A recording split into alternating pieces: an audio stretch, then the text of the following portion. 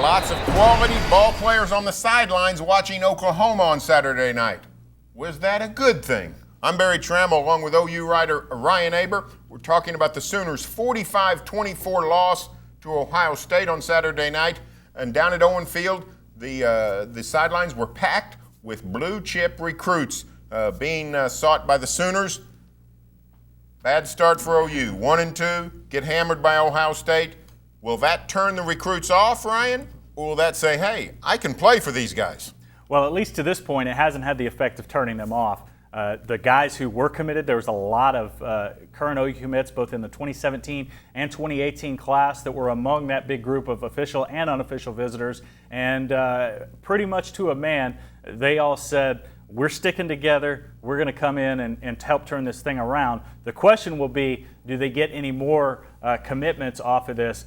Huge recruiting weekend, as big as can ever be remembered, bigger than what they had for Tennessee a couple years ago, bigger than what they had for Notre Dame, including the #1 defensive tackle in the country, a guy by the name of Marvin Wilson from Houston.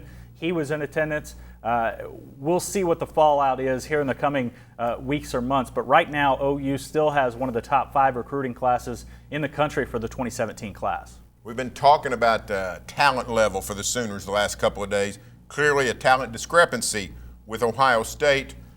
How much have the recruiting effects of the last 3 or 4 years, how much is that showing on what we're seeing with the Sooners' performance against Houston and Ohio State? Oh, a lot. I don't think there's any question about it. You know, a lot of people throw out, well, recruiting rankings don't matter. Well, yes, they do. They matter in the aggregate. They might not matter when you talk about this one specific player versus this other specific player, but as a whole, they tend to predict success. And Ohio State has consistently been in the top 5 recruiting. OU in the last few years has been anywhere from 11, 12 to 15 to even 17. So that's showing on the field right now. If they're able to get a top 5 recruiting class, that gap can get condensed down significantly.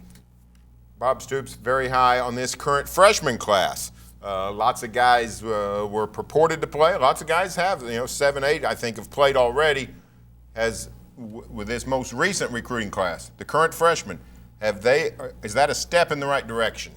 Yeah, I think it is if they're used correctly, because we've seen guys like Stan Von Taylor a couple years ago. We've seen PJ and Banasaur last year. We're just talking about secondary guys that start really early in their careers, and then we don't hear from them again. I mean, PJ and Banasaur hasn't even really been in this conversation at the other corner spot opposite Jordan Thomas. So you worry about losing those guys if you don't keep their confidence up. But Parrish Cobb, despite his struggles, has shown the potential to be a really good cornerback on the back end. Michael Jones, I think, can be a big contributor as a wide receiver in that group. So they've got guys who can contribute, but you've got to be careful the way you use them. Well, sounds like help could be coming the Sooners' way. You'll just have to be patient. I'm Barry Trammell. Stay tuned for further OU football coverage here on News OK and every day in the Oklahoman.